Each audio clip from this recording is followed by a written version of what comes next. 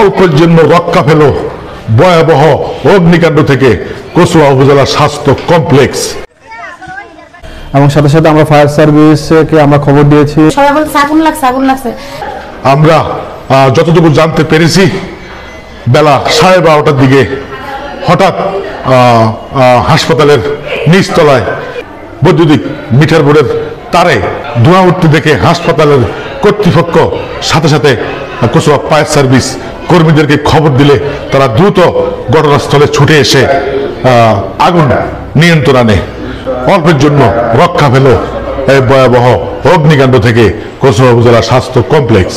অগ্নিকাণ্ডের খবরটি মুহূর্তের মধ্যে হাসপাতালে ছড়িয়ে পড়লে হাসপাতালের রোগী যে যেখানে আছে চিৎকার দিয়ে সবাই দ্রুত হাসপাতাল থেকে বের হয়ে গেছেন।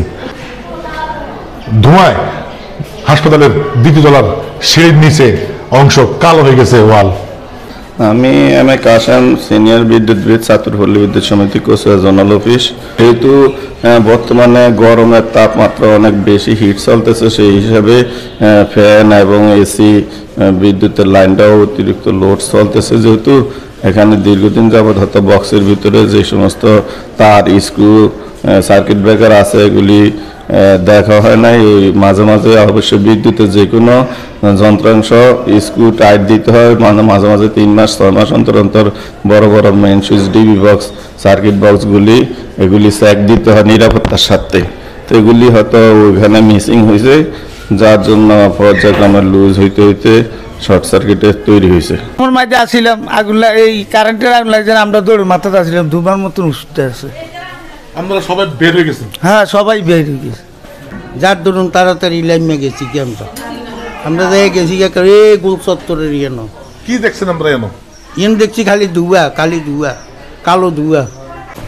না, যখন আগুন লাগছে আমরা তো ওটা কাজ করতেছিলাম সবাই, আমরা হঠাৎ করে শুনছি আগুন লাগছে। তো আমরা রুগীদের কাছে গেছি, গন্ধ বেরোচ্ছিল, একটু গন্ধ বের পরে রুগীদেরকে বললাম আগুন লাগছে, যে শোনায় আগুন লাগছে কিনা আমরা দেখি না, কিন্তু সবাই বলছে আগুন লাগছে আগুন লাগছে। তো এই ভয়ে সবাই রুগীদেরকে বললাম আপনারা বের হয়ে যান, আগুন নাকি লাগছে। রুগীদেরকে সবাইকে বের করছি, বের করে তারপর আমরা নিজেরাও বের হয়ে গেছি। আসসালামু আলাইকুম, আমি ডাক্তার শফিউর রহমান মজুমদার, ইউচিএনপিউ হিসাবে আমি গত 16 তারিখে জয়েন করেছি। আসলে আজকে যে ঘটনাটা ঘটেছে এটা অনাকাঙ্ক্ষিত।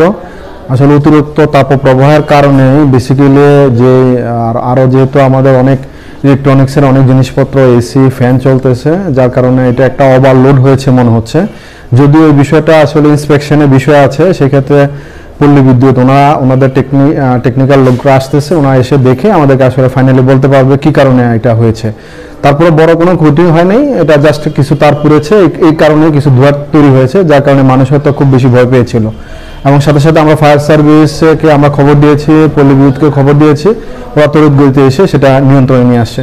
তাহলে মধ্যে এখন তেমন কোনো সমস্যা নেই। আশা করি আমরা খুব দ্রুত আমরা যে ইলেকট্রিসিটি এটা আমরা ওদের সাথে কথা বলে সেটা আমরা সচল করতে পারবো ইনশাল্লাহ।